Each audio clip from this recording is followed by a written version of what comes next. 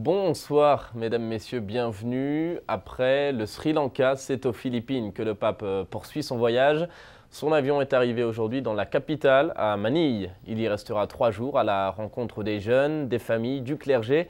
6 millions de personnes sont attendues à la messe de clôture ce dimanche. Le pays est une terre d'avenir pour le catholicisme. On fait le point avec les images de la télévision du Vatican. Il est le 3e pape à se rendre aux Philippines, 45 ans après Paul VI et 20 ans après Jean-Paul II. Ici vivent 100 millions d'habitants, 80% sont catholiques. C'est le premier pays catholique d'Asie, le 3e au monde. Cette visite donc devrait attirer des foules immenses et ils étaient déjà aujourd'hui des centaines de milliers de personnes massées le long de la route pour saluer le pape à la sortie de l'aéroport. Sur le tarmac, il a été accueilli par le président philippin. Ils ont écouté les hymnes nationaux, les cloches des églises ont sonné et des jeunes ont dansé pour le pape. Pour cette visite, près de 50 000 policiers sont mobilisés. C'est un dispositif sans précédent dans l'archipel. Durant son voyage, vendredi et samedi, le souverain pontife se rendra à Tacloban, où le typhon Haiyan a fait plus de 7 000 victimes en 2013. Il y rencontrera notamment des sinistrés.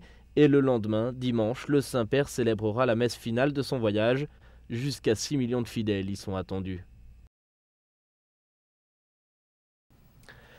Et dans son vol depuis le Sri Lanka jusqu'à Manille, le pape a donné une conférence de presse. C'est une habitude. Lors de chaque voyage, il répond dans l'avion aux questions des journalistes. On fait le point, là aussi, avec l'envoyé spécial de KTO.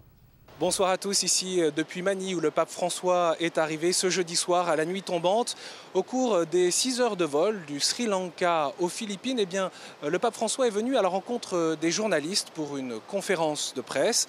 L'échange se passe de la manière suivante, les journalistes posent des questions et le pape y répond spontanément. Un échange qui a duré une quarantaine de minutes. Le pape apparemment n'était pas fatigué. Son propos le plus tranché et qui n'a d'ores et déjà pas manqué de susciter des réactions, c'est à propos de la liberté d'expression. Le respect des religions pose-t-il une limite à cette liberté fondamentale? Eh bien, d'emblée, le pape François a situé sa réponse dans le contexte français avec l'attaque de la rédaction de Charlie Hebdo. Tuer au nom de Dieu est une aberration, a-t-il rappelé avec force.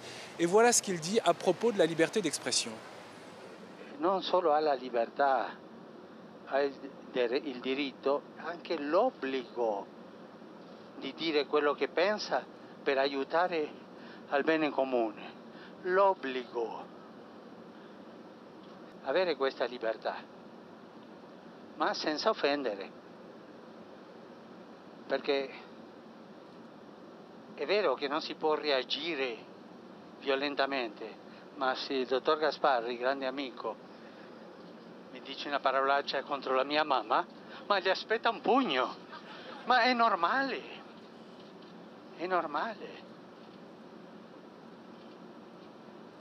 Non si può provocare, non si può insultare la fede degli altri, non si può prendere in giro la fede. Ogni religione ha dignità, ogni religione che rispetta la vita umana, la persona umana, no? E io non posso prenderla in giro. Et c'est un limite. À propos du risque terroriste le concernant lui et le Vatican, le pape a répondu toujours sur le même ton, spontané. La meilleure réponse, a-t-il dit, est celle de l'humilité. Je suis préoccupé pour les fidèles, j'ai peur, mais vous savez, j'ai un défaut, une bonne dose d'inconscience. Et s'il devait être assassiné, a-t-il dit, eh bien, il demande la grâce au Seigneur de ne pas souffrir. Et il le dit en souriant aux journalistes, je ne suis pas courageux devant la douleur.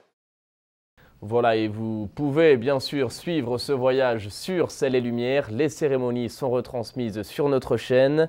Les discours officiels, eux, sont publiés sur notre site internet.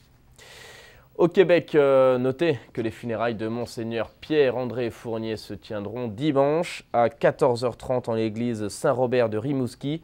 La messe sera diffusée en direct sur la web TV du diocèse ECDQ TV. C'est la fin de cette émission. Merci d'avoir été avec nous. Je vous souhaite à tous une très belle fin de soirée. À bientôt.